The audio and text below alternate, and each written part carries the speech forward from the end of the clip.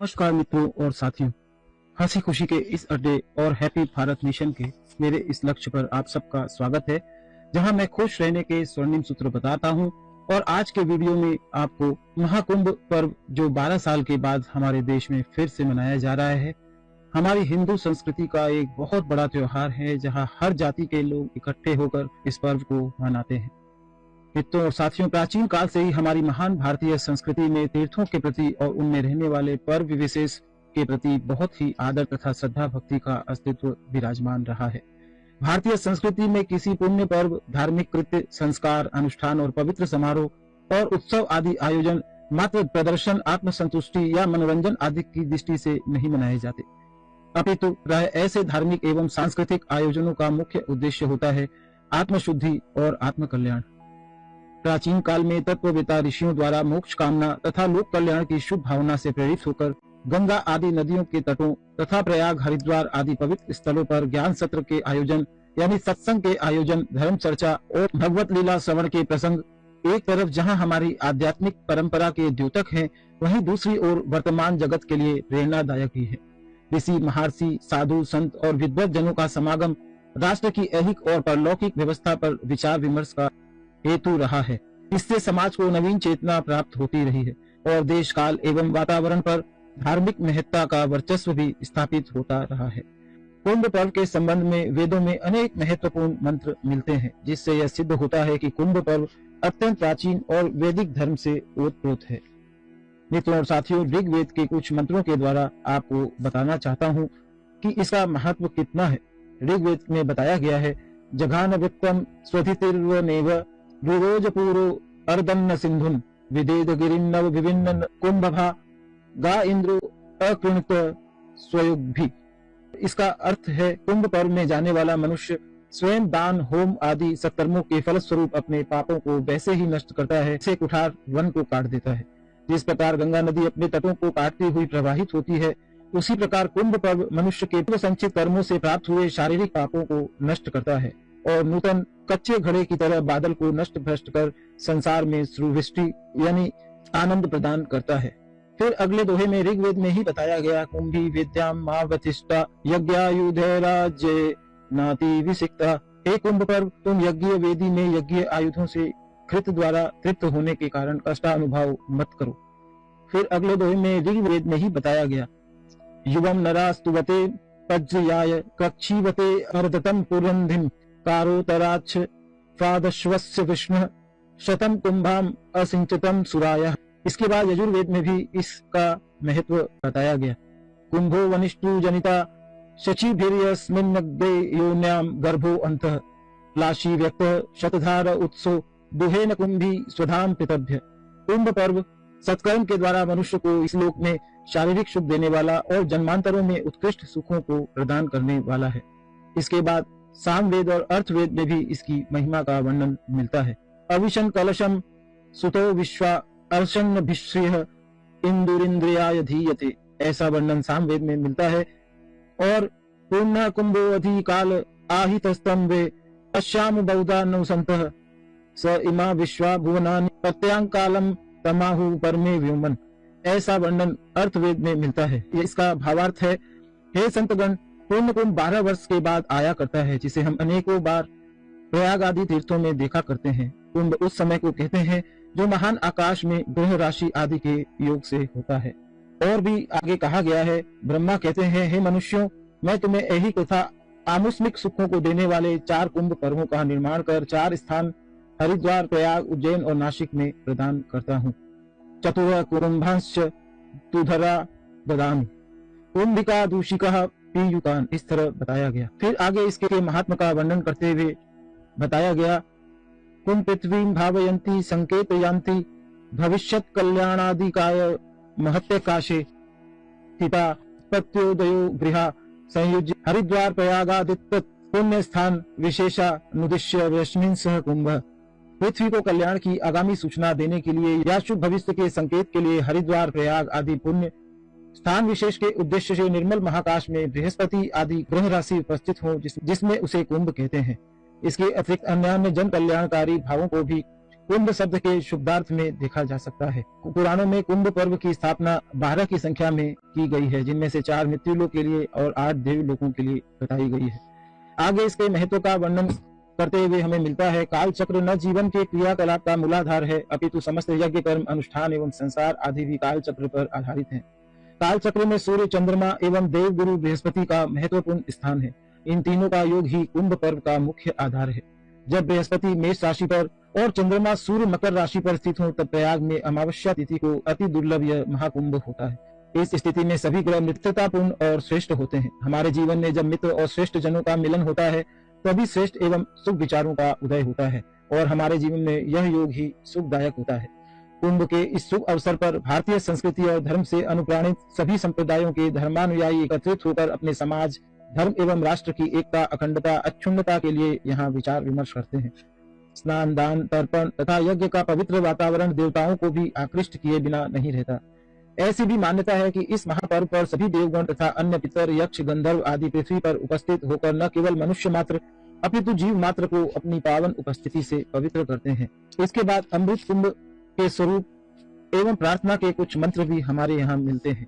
कलशस्य मुख्ये विष्णु, कंठे रुद्र समाश्रित, मूले त्वस्य स्थितो ब्रह्मा, मध्ये मात्र गणा स्थिता, कुक्षोतु सागरा सर्वे, सप्तद्वीपा वसुंधरा, ऋग्वेदोऽथ यजुर्वेद, सामवेदो यातवर्णः, अंगेश्च सहिता सर्वे, कलशम तु समाश्रिता। कलश के मुख में विष्णु, कंठ में रुद्र, मूल भाग में ब्रह्मा, मध्य भाग में मातृगण, कुक्षी में समस्त समुद्र, पहाड़ और पृथ्वी रहते हैं। अंगों के सहित ऋग्वेद, यजुर्वेद, सामवेद और अर्थवेद भी रहते हैं। फिर हमें आगे सुनने मिलता है, देव दानव संवादे मध्यमाने महोदधो उत्पन्नोऽसि तदा कुंभ विधृतो विष्णुना स्वयं, त्वतो ये सर्वतीर्थानि देवा सर्वे त्वयि स्थिता, त्वयि तिष्ठन्ति भूतानि, त्वयि प्राणा प्रतिष्ठिता। शिव स्वयं त्वमेवासि, विष्णुस्त्वं च प्रजापति, आदित्या वसवो रुद्रा, विश्वे देवा सपैतृकः, त्वयि तिष्ठन्ति सर्वे अपि यतः काम फलप्रदा। हे कुंभ, देव दानव के विवाद रूप में समुद्र के मथे जाने पर तुम्हारी उत्पत्ति हुई है, जिसे साक्षात भगवान विष्णु ने धारण किया है। उस तुम्हारे जल में समस्त तीर्थ, समस्त देवता, समस्त प्राणी और प्राण आदि स्थित रहते हैं। तुम साक्षात शिव, विष्णु और ब्रह्मा हो। आदित्य, वसु, रुद्र, सपैतृक, विश्वदेव आदि समस्त कार्यों के कुलप्रद देवता तुम्हारे में सर्वदा स्थित रहते हैं। इस तरह से हमारे यहाँ वेद और पुराणों में कलश के रूप में परमात्मा की वंदना की गई है। इसके बाद इस कलश की एक अमर कथा भी हमारे शास्त्रों में पाई जाती है। इसे कुंभोत्पत्ति की अमर कथा के नाम से जाना जाता है। एक समय की बात है, दैत्यों और दानवों ने बड़ी भारी सेना लेकर देवताओं पर चढ़ाई की। उस युद्ध में दैत्यों के सामने देवता परास्त हो गए। तब इंद्र आदि संपूर्ण देवता अग्नि को आगे करके ब्रह्मा जी की शरण में जाते हैं। वहां उन्हें अपना सारा हालचाल ठीक से कहकर सुनाते हैं। ब्रह्मा जी तब कहते हैं, तुम लोग मेरे साथ भगवान नारायण की शरण में चलो। यह कहकर वे संपूर्ण देवताओं को साथ लेकर क्षीर सागर के उत्तर तट पर जाते हैं और भगवान वासुदेव को संबोधित करके बोलते हैं, हे विष्णु, शीघ्र उठिए और इन देवताओं का कल्याण कीजिए। आपकी सहायता न मिलने से दानव इन्हें बारंबार परास्त करते हैं। उनके ऐसा कहने पर कमल के समान नेत्र वाले भगवान अंतर्यामी पुरुषोत्तम ने देवताओं के शरीर की अवस्था देखकर कहा, हे देवगण, मैं तुम्हारे तेज की वृद्धि करूंगा। फिर भगवान विष्णु उन्हें उपाय बताते हैं। फिर वे कहते हैं, मैं जो उपाय बताता हूँ उसे आप लोग करें। दैत्यों के साथ मिलकर सब प्रकार की औषधियां ले आए और उन्हें क्षीर सागर में डाल दें। फिर मंदराचल को मथानी और वासुकी नाग की नेति रस्सी बनाकर समुद्र का मंथन करते हुए उससे अमृत निकालें। इस कार्य में भगवान कहते हैं, मैं आप लोगों की सहायता करूंगा। समुद्र का मंथन करने पर जो अमृत निकलेगा उसका पान करने से आप लोग बलवान और अमर हो जाएंगे। देवादिदेव भगवान के ऐसा कहने पर संपूर्ण दैत्यों के साथ संधि करके अमृत निकालने के यत्न में सभी देवता लग गए। तत्पश्चात देवता और दानवों ने पृथ्वी के उत्तर भाग में हिमालय के समीप क्षीरोद सिंधु में मंथन किया, जिसमें मंदराचल मंथन दंड था। वासुकी नेति थे, कच्छप रूपधारी भगवान मंदराचल के पृष्ठ भाग थे और भगवान विष्णु उक्त मंथन दंड को पकड़े हुए थे। तदनंतर उस क्षीर सागर से 14 रत्न निकले। लक्ष्मी, कौस्तुभ, पारिजात, सुरा, धन्वंतरी, चंद्रमा, गरल, पुष्पक, ऐरावत, 5 जन्य शंख, रंभा, कामधेनु, उच्चेश्रवा नामक घोड़ा और अमृत कुंभ निकले। उन्हीं रत्नों में अमृत कुंभ के निकलते ही देवताओं के इशारे से इंद्रपुत्र जयंत अमृत कलश को लेकर आकाश में उड़ गए। उसके बाद दैत्य गुरु शुक्राचार्य के आदेश के अनुसार दैत्यों ने अमृत को वापस लेने के लिए जयंत का पीछा किया और घोर परिश्रम के बाद उन्होंने बीच रास्ते में ही जयंत को पकड़ा। तत्पश्चात अमृत कलश पर अधिकार जमाने के लिए देव दानवों में 12 दिनों तक अविराम युद्ध होता रहा। पर इस मारकाट के समय में पृथ्वी के चारों स्थान प्रयाग, हरिद्वार, उज्जैन, नासिक पर कलश गिरा था। उस समय चंद्रमा ने घट से प्रस्रवण होने से, सूर्य ने घट फूटने से, गुरु ने दैत्यों के अपहरण से एवं शनि ने देवेंद्र के भय से घट की रक्षा की। कलश शांति के लिए भगवान ने मोहिनी रूप धारण कर यथाधिकार सबको अमृत बांट कर पिला दिया। इस प्रकार देव दानव युद्ध का अंत हुआ। अमृत की प्राप्ति के लिए देव दानवों में परस्पर 12 दिन पर्यंत निरंतर युद्ध किया गया। देवताओं के 12 दिन मनुष्य के 12 वर्ष के तुल्य होते हैं, इसलिए कुंभ भी 12 होते हैं और 12 वर्षों में होते हैं।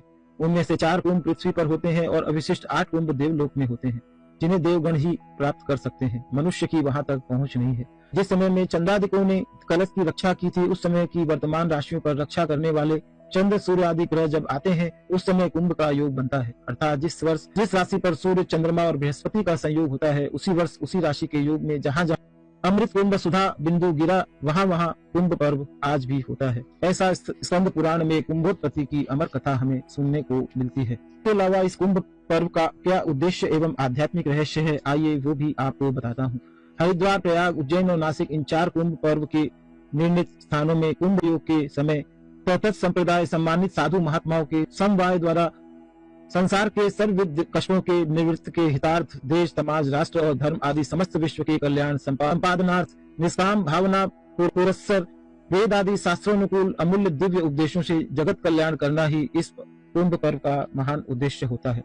कुंभ पर्व के आध्यात्मिक रहस्य के विषय में विचार करने पर यह भी हमें शास्त्रों के द्वारा ज्ञान होता है कि जो गृहस्थ मनुष्य पंचाग्नि विद्या को जानते हैं और जो वानप्रस्थी सन्यासी या नैष्ठिक ब्रह्मचारी गण सांसारिक विषय वासनाओं से विरक्त होकर श्रद्धा पूर्वक और सत्य पालन आदि का आचरण करते हैं, वे उत्तरायण मार्ग से अर्थात आर्चिक मार्ग से सूर्य लोक होते हुए ब्रह्म लोक हो जाते हैं। वहाँ अनेक कल्पों तक निवास कर पुनः जिस मार्ग से वे गए थे, उसी मार्ग से लौटकर इंद्र आदि लोकों में ही रहते हैं और वे भूलोक में नहीं आते। इंद्र आदि लोकों में रहते हुए सौभाग्यवश गुरुपदेश द्वारा ज्ञान प्राप्ति हो जाने के कारण मोक्ष की प्राप्ति हो जाती है, जिससे वे इस संसार में नहीं आते हैं, प्रत्युत उस ब्रह्म में लीन हो जाते हैं। और जो साधारण गृहस्थ जन ग्राम में ही रहते हुए इष्ट, अग्निहोत्र आदि वैदिक कर्म और पूत, वापी, पूत, तड़ाग आदि प्रतिष्ठा तथा दान यज्ञ आदि का आचरण करते हैं, वे दक्षिणायन मार्ग से अर्थात धूम मार्ग से चंद्रलोक को जाते हैं। वहां वे पुण्य क्षय पर्यंत निवास कर फिर बादल बनकर इस पृथ्वी पर औसत ऋण और वनस्पति रूप में वृष्टि द्वारा पैदा होते हैं। जो मनुष्य पंचाग्नि विद्या आदि से तथा अग्निहोत्र, वापी, नागा आदि प्रतिष्ठा, दान यज्ञ आदि से भी वंचित रहते हैं, वे कीट पतंग आदि योनियों में जाते हैं और बार बार जन्म मरण क्लेश को भोगते हैं। इस प्रकार मरने के बाद मनुष्यों की उत्तम, मध्यम और अधम ये तीनों गतियां उपनिषदों में वर्णित है। जो मनुष्य मरण से पहले ही गुरु उपदेश द्वारा तत्व ज्ञान को प्राप्त कर लेते हैं, उनकी मरने के समय प्राणों के साथ आत्मा पूर्वोक्त मार्गों में किसी भी मार्ग का अनुसरण नहीं करती, अपितु हृदय में ही ब्रह्मलीन हो जाती है। यह सर्वोत्तम गति ज्ञानियों के लिए उपनिषदों में बताई गई है। वस्तुतः पूर्ण कुंभ और अर्ध कुंभ पर्व मनाने का रहस्य यह है कि हम लोग इस पर्व पर दूर दूर से अनेक स्थानों से हरिद्वार, प्रयाग आदि पवित्र तीर्थों में आकर गंगा स्नान से पवित्र होकर श्रेष्ठ विद्वानों के उपदेश द्वारा ज्ञान प्राप्त करें तथा तप, सत्य, दान, यज्ञ आदि शुभ कर्मों का यथाधिकार यथारुचि आचरण करें, जिससे मृत्यु के बाद हमें सर्वोत्तम, उत्तम या मध्यम गति प्राप्त हो और अधम गति हमें कदापि न मिले। मित्रों और साथियों, इस वीडियो के अंतर्गत मैं आपको बताऊंगा कि कुंभ मेले का धार्मिक रूप में प्रसार करने का श्री गणेश किसने किया। इस विषय में बहुत अन्वेषण करने पर यह सिद्ध होता है कि कुंभ मेले को प्रवर्तित करने वाले भगवान शंकराचार्य हैं। ऐसा भी प्रतीत होता है कि उन्होंने कुंभ पर्व के प्रचार की व्यवस्था केवल धार्मिक संस्कृति को सुदृढ़ करने के लिए ही किया था। उन्हीं के आदर्शानुसार आज भी कुंभ पर्व के चारों सुप्रसिद्ध तीर्थों में सभी संप्रदाय के साधु महात्मा गण देश काल परिस्थिति के अनुरूप लोक कल्याण की दृष्टि से धर्म का प्रचार करते हैं, जिससे समस्त मानव समाज का कल्याण होता है। भगवान शंकराचार्य जी के कुंभ प्रवर्तक होने के कारण आज भी कुंभ पर्व का मेला मुख्यतः साधुओं का ही माना जाता है। वस्तुतः साधु मंडली ही कुंभ का आधार और जीवन है। भगवान शंकराचार्य जी ने जिस महान उद्देश्य की पूर्ति के लिए कुंभ पर्व को प्रवर्तित किया था, आज उसमें से जो आवश्यकता से कमी आई है वह किसी से छिपी नहीं है। फिर भी इस बार 2025 में हमारे प्रधानमंत्री श्री नरेंद्र मोदी और उत्तर प्रदेश के मुख्यमंत्री योगी जी की वजह से बहुत विस्तार से इस महाकुंभ को मनाया जा रहा है और इसकी भरपूर तैयारी की जा रही है। और यह अनुमान भी लगाया जा रहा है कि 45 करोड़ से 50 करोड़ लोग इस कुंभ पर्व में स्नान करने के लिए सारे विश्व से और हमारे देश से आएंगे।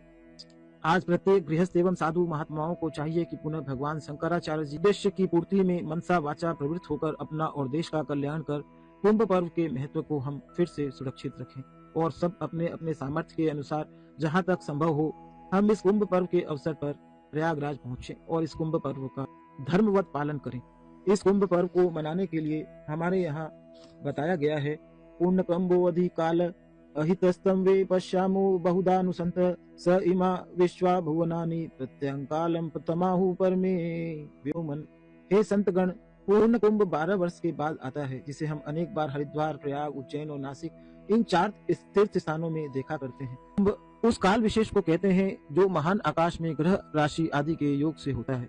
हरिद्वार, प्रयाग, उज्जैन और नासिक इन चारों स्थानों में प्रत्येक 12 वर्ष में कुंभ पड़ता है, किंतु इन चारों स्थानों में कुंभ पर्व का क्रम इस प्रकार निर्धारित है। मेष या वृक्क के बृहस्पति में जब सूर्य चंद्रमा दोनों मकर राशि पर आते हैं, तब प्रयागराज में यह कुंभ पर्व होता है, जो कि इस वर्ष 2025 में प्रयागराज में है।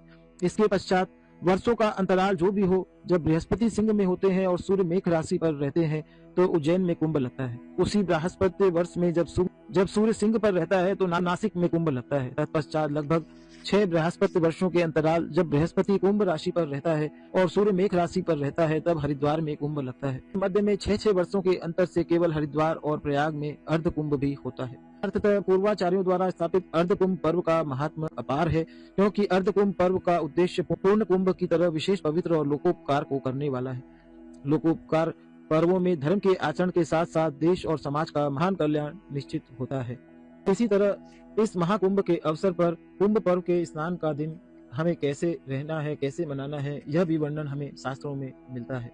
कुंभ का पर्व हरिद्वार, प्रयाग, उज्जैन और नासिक इन 4 तीर्थ स्थानों में प्राय मनाया जाता है। ये चारों ही एक से बढ़कर एक परम पवित्र तीर्थ हैं।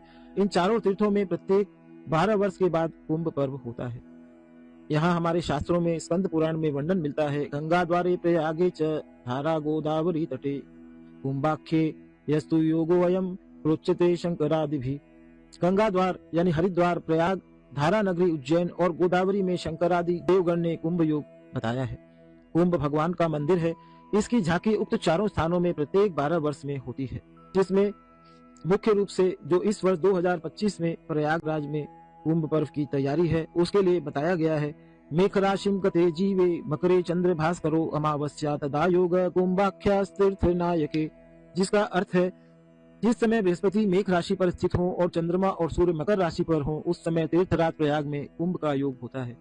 और भी एक श्लोक मिलता है जिसमें बताया गया है, मकरे च दिवानाथे याजगे च बृहस्पतो कुंभ योगो भवे तत्र प्रयागे याति दुर्लभ। प्रयाग में कुंभ के 3 स्नान होते हैं, जहाँ कुंभ का प्रथम स्नान मकर संक्रांति यानी मेघ राशि पर बृहस्पति का संयोग होने से प्रारंभ होता है। दूसरा स्नान प्रधान स्नान के नाम से जाना जाता है, वो जो कि माँ कृष्णा मौनी अमावस्या को होता है। तीसरा स्नान माघ शुक्ला बसंत पंचमी को होता है। इस तरह हमारे यहाँ प्रयागराज में जो इस वर्ष कुंभ का आयोजन हो रहा है, उसके स्नान का दिन बताया गया है। कुंभ पर्व का और भी महात्म्य हमारे स्कंद पुराण में बताया गया है। हिंदू धर्मशास्त्र कुंभ पर्व की महिमा से भरे पड़े हैं और प्रायः सभी पुराणों में इस कुंभ पर्व की महिमा को बताया गया है। स्कंद पुराण का यह भी वचन है, तान्नेव यह पुमान योगे सो अमृत्वाय कल्पते देवानमन्ति तत्र स्थान यथा रंका धनाधिपान। यहाँ बताया गया है, जो मनुष्य कुंभ योग में स्नान करता है वह अमृतत्व की प्राप्ति करता है, यानी मुक्ति को प्राप्त करता है। जिस प्रकार दरिद्र मनुष्य संपत्तिशाली को नम्रता से अभिवादन करता है, उसी प्रकार कुंभ पर्व में स्नान करने वाले मनुष्य को देवगण नमस्कार करते हैं। संक्षेप में प्रयाग स्नान की महिमा स्कंद पुराण में इस प्रकार बताई गई है। सहस्त्रम कार्तिके स्नानम माघे स्नान शतानि च वैशाखे नर्मदा कोटि कुंभ स्नानेन तत्फलम। कार्तिक महीने में 1000 बार गंगा में स्नान करने से, माघ में 100 बार गंगा में स्नान करने से, वैशाख में करोड़ बार नर्मदा में स्नान करने से जो फल होता है, वह प्रयाग में महाकुंभ के पर्व पर केवल एक ही बार स्नान करने से प्राप्त हो जाता है। इसके बाद हमारे शास्त्रों में इस महाकुंभ के स्नान की और दान के महत्व को और विस्तार से बताते हुए कहते हैं, प्रातःकाल उठकर सर्वप्रथम इस महाकुंभ के अवसर पर इस तीर्थ भूमि पर देव स्मरण करना चाहिए। उसके पश्चात शौच आदि क्रियाओं से निवृत्त होकर कुंभ पर्व महत्व सूचक श्लोकों का स्मरण करना चाहिए। तदनंतर यथा समय कुंभ स्नानार्थ गंगा आदि पवित्र नदी में जाकर दोनों हाथों द्वारा कुंभ मुद्रा यानी कलश मुद्रा दिखलाकर और उसमें अमृत की भावना कर कुछ श्लोकों को मैं पढ़ रहा हूँ, उनको पढ़ता हुआ ही स्नान करे तो अति उत्तम है। ये श्लोक इस तरह है। देवदानव संवादे मध्यमाने महाहो दधो उत्पन्नोऽसि तदा कुंभ विधृतो विष्णुना स्वयं तो ये सर्वतीर्थानि देवा सर्वे त्वयि स्थिता त्वयि तिष्ठन्ति भूतानि त्वयि प्राणा प्रतिष्ठिता शिव स्वयं त्वमेवासि विष्णुस्त्वं च प्रजापति आदित्या वसवो रुद्रा विश्वे देवा स्वपैतृका। त्वयि तिष्ठन्ति सर्वे अपि यतो काम फलप्रदा त्वत् प्रसादादिमं स्नानं कर्तुमीहे जलोद्भव सानिध्यम कुरु मे देव प्रसन्नो भव सर्वदा। स्नान करने के बाद संध्या तर्पण आदि से निवृत्त होकर गणपति पूजन पूर्वक कुंभ कलश को स्थापन करना चाहिए। तदनंतर श्रद्धा भक्ति से कुंभ का षोडशोपचार पूर्वक पूजन करना चाहिए। तत्पश्चात 1, 4, 11, 21 तथा यथाशक्ति स्वर्ण, रजत, ताम्र या पीतल के कलश में घृत भरकर सुपात्र योग विद्वान को घृत कुंभ को दान करना चाहिए। घृत कुंभ से मतलब घी घड़े से है। कुंभ पर्व के समय यथाविधि घृत पूर्ण कुंभ यानी कलश का पूजन कर उसे वस्त्रालंकार, आभूषण और स्वर्ण खंड सहित सदाचारी विद्वान को देने से सैकड़ों गोदान करने का फल मिलता है। मनुष्य के पितरों की आत्मा संतुष्ट होती है। इसी प्रकार प्रत्येक कुंभ पर्व के तीर्थ स्थानों में अनेक विध अन्न द्रव्य आदि के दान करने से करोड़ों तीर्थों में जाने का तथा सैकड़ों अश्वमेध यज्ञ करने का फल मिलता है।